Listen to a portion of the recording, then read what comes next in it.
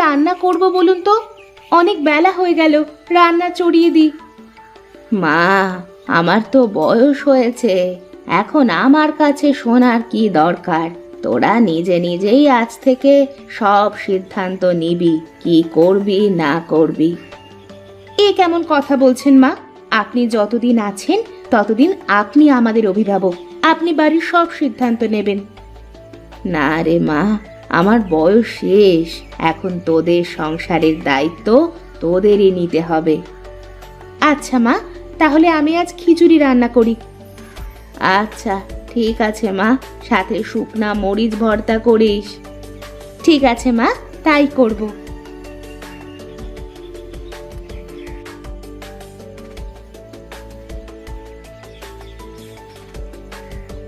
কি রে মালতী, কি করছিস এখানে? রান্না করছি ভাবি। রান্না করছিস তো বুঝলাম, কিন্তু কি রান্না করছিস তাই বল তো। কি আর রান্না করব দিদি, ঘরের সব তরি তরকারি শেষ হয়ে গেছে, তাই খিচুড়ি রান্না করছি। কি খিচুড়ি? তুই কার কাছে শুনে খিচুড়ি রান্না করছিস শুনি? কেন, খিচুড়িতে কি সমস্যা? তুই রান্না করার আগে আমার কাছে একবার শুনে দেখতে পারতি। আমি তো মায়ের কাছে শুনে এসে তারপরে রান্না করতে বসেছি। এরপর থেকে যে কোনো কাজ করার আগে আমার কাছে শুনে নিবি। কেন, আমি তো মায়ের কাছে শুনে তারপরে রান্না করেছি, আর মা যতদিন বেঁচে আছে ততদিন মা তো এ বাড়ির অভিভাবক। তোর এত বড় সাহস, তুই আমার মুখে মুখে কথা বলিস? এখানে সাহসের কি হয়েছে? আমি তো ঠিকই বলেছি।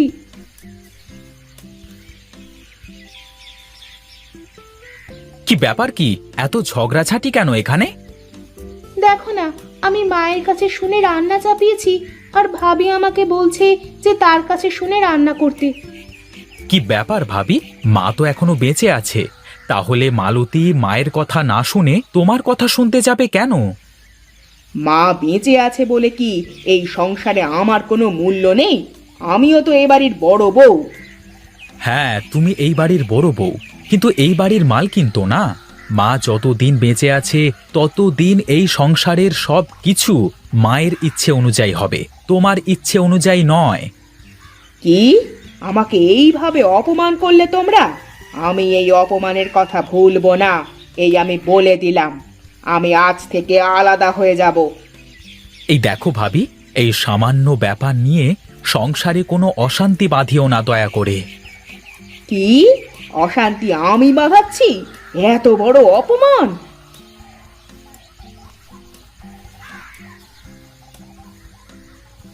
দেখেছো ভাবির ব্যবহার, দেখেছো? প্রতিদিন আমার সাথে এইরকম ব্যবহার করে ভাবি। বাদ দাও তো ভাবির কথা, সে তো অমনি। আমার খুব ক্ষুধা পেয়েছে, আমাকে খেতে দাও। আচ্ছা ঠিক আছে, তুমি ঘরে গিয়ে বসো, আমি খাবার নিয়ে আসছি।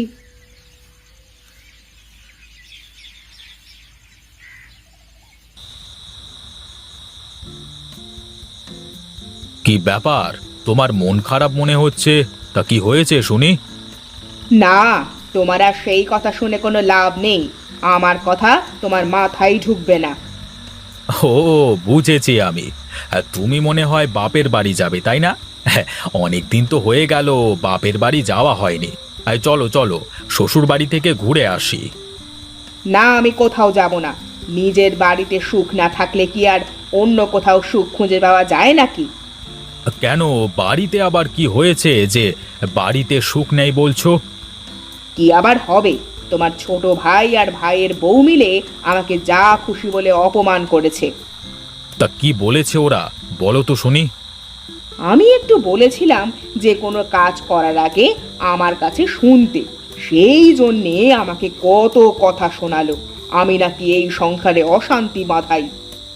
আরে মা তো এখনো বেঁচে আছেন, তাহলে মায়ের কাছে না শুনে তোমার কাছে কেন শুনবে বলো? সংসারের সবকিছু মা যতদিন বেঁচে থাকবেন ততদিন মাকে সামলাতে দাও, বুঝলে? আমি অত শত বুঝি না। আমি আজ থেকে আলাদা হয়ে যাব। আমি আর এই সংসারে থাকতে পারবো না। তুমি সংসারের চাল চুলো সব ভাগাভাগি করে দাও, আমি আলাদা হয়ে যাব। তুমি কি পাগল হয়ে গেছো নাকি? কি বলছো এসব? এই সামান্য ব্যাপার নিয়ে কি কেউ সংসার ভাগ করে নাকি? আমি জানতাম তুমি আমার কথায় কানই দেবে না। আমাকে অপমান করেছে তো, তোমাকে তো করছে না, তাই তোমার গায়ে জ্বালা বাঁধে না।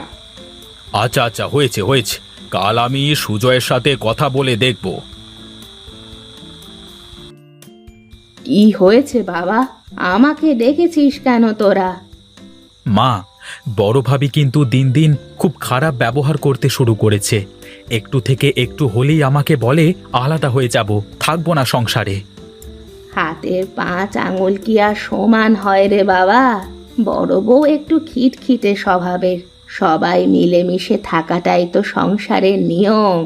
শোনো ছোট বৌমা, আমি তোমাকে বলি, সব সময় তুমি একটু ছাড় দিয়ে চলার চেষ্টা করবে, তাহলে দেখবে বড় বউ আর কিছু বলতে পারবে না। না মা, মানুষকে ছাড় দিলে মানুষ আরো মাথায় চেপে বসে, তাই কোনো ছাড় দেওয়া চলবে না। ছাড় দিলে কেউ ছোট হয়ে যায় না রে মা, ছাড় দেওয়া তো অনেক বড় একটা গুণ। এই গুণ সবার ভিতরে থাকে না রে বাবা। আমি কি কম ছাড় দিই নাকি মা? সংসারের সব কাজ প্রায় আমিই করি। বড় ভাবি তো কোনোদিন কোনো কাজ করে না, সে আমাকে তার হাতের পুতুল করে রাখতে চায়। অনেক রাত হয়েছে, এখন তোরা ঘুমা, আমি কাল সকালবেলা এর একটা ব্যবস্থা করে দেব।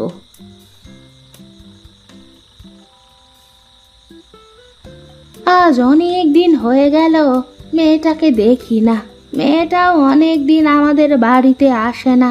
মেয়েটাকে দেখতে বড় ইচ্ছে করছে গো। হ্যাঁ, সে তো আমারও করছে গো, কিন্তু মেয়েটা একদিন আসলে তো হতো। আমরা তো অনেক দিন হয়ে গেল মেয়েটার বাড়িতেও যাই না। চলো না, মেয়েটার বাড়ি থেকে একদিন ঘুরে আসি।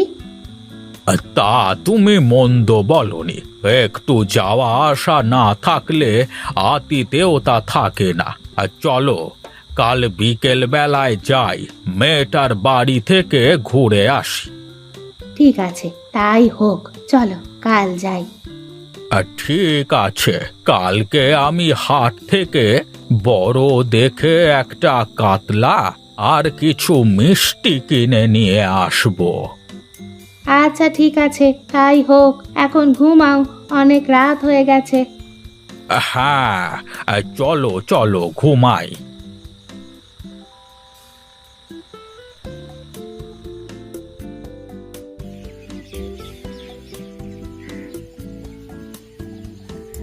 ওগো, কোথায় গেলে?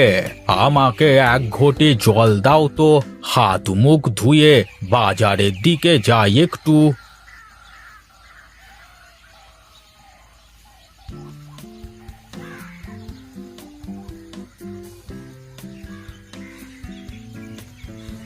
গিন্নি, বাজারের ব্যাগটা দাও তো দেখি, বাজার থেকে ঘুরে আসি।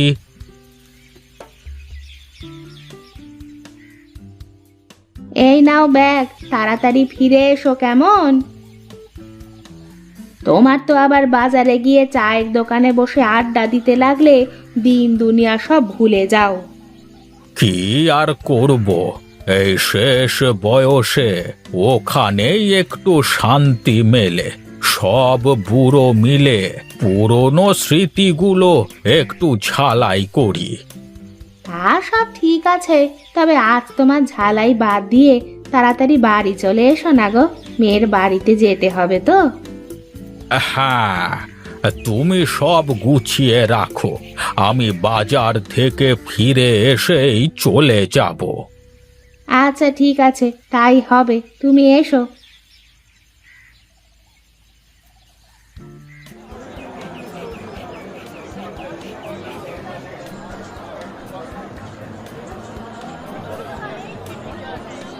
আরে হরিহর কাকা, কি মাছ দেবো আপনাকে?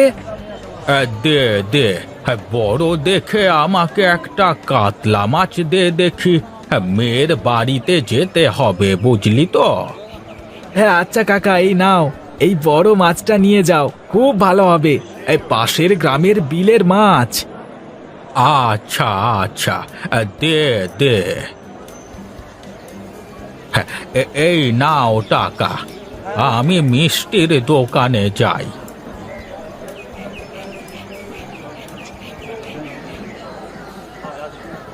এই ভোলা, আমাকে ভালো দেখে কেজি 5 মাছ দে দেখি। হে, এই এত মিষ্টি দিয়ে কি হবে গো হরিহর কাকা? কোথাও যাবে নাকি? হ্যাঁ রে, আমি একটু মেয়ের বাড়িতে বেড়াতে যাব। আচ্ছা আচ্ছা, ঠিক আছে, দাঁড়াও, আমি ভালো দেখে ছানার মিষ্টি দিচ্ছি। আজ সকালবেলায় বানিয়েছি।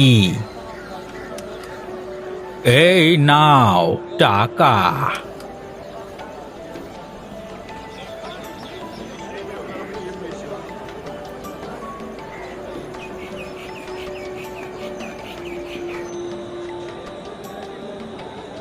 কি ব্যাপার কাকা বাবু, কোথায় চললে? বাড়ি যাবে নাকি? হ্যাঁ রে গণেশ, হ্যাঁ ভালোই হয়েছে তোর সাথে দেখা হয়ে। আমরা আমরা আজকে মেয়ের বাড়িতে যাব। হ্যাঁ, আমাদের দিয়ে আসতে পারবি তুই? কেন পারবো না, অবশ্যই পারবো। বেশ বেশ, চল তবে।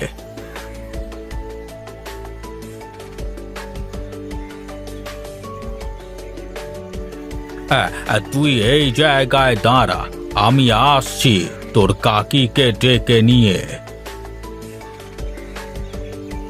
কোথায় গো? গাড়ি চলে এসেছে, তাড়াতাড়ি চলে এসো।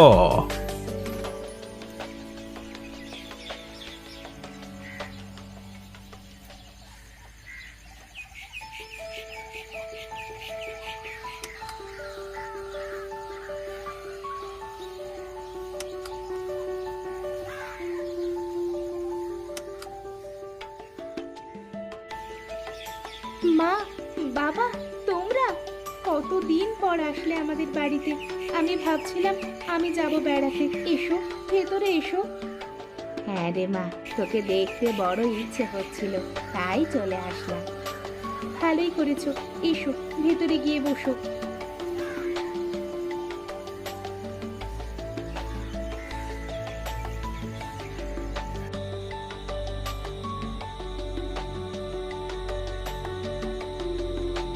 জানেন বেয়ান, আপনার মেয়েটা একদম খেতে চায় না, আর ভালো মন্দ খেতেই চায় না। বাপের বাড়ি থেকে ভালো মন্দ না খেলে কি আর খাওয়া যায়? সারা জীবন ঘাস পাতা খেয়ে এসেছে বাপের বাড়ি থেকে, এখন কি করে ভালো মন্দ খাবে? হ্যাঁ, এইবার কিন্তু বেশি বলে ফেলছো তুমি ভাবি। আমাকে অপমান করলে আমি কিছু বলতাম না, কিন্তু তুমি আমার মা বাবাকে কি করে অপমান করতে পারো?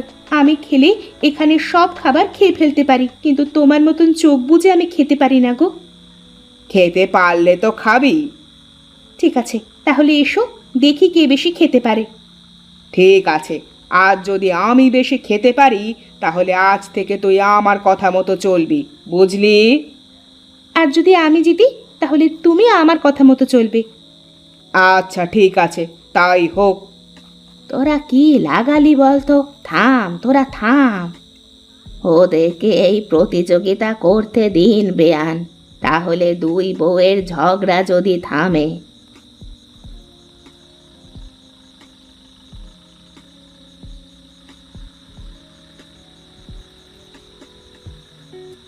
আমি আর খেতে পারবো না, তুই জিতে গেছিস মালতী। কিন্তু আমাকে একটা কথা বলতো, তুই এত খাবার খেতে পারিস, কিন্তু তারপরেও এত অল্প খাস কেন তুই? আমি সবাইকে খাওয়ানোর পর যা বেঁচে থাকে তাই খাই। আমার ভুল হয়ে গেছে রে, আমাকে তুই মাফ করে দে মালতী। কি বলছো তুমি এইসব? আমি সারা জীবন তোমাকে আমার দিদির মতন দেখেছি, আর বড় হয়ে মাপ চাইতে নেই।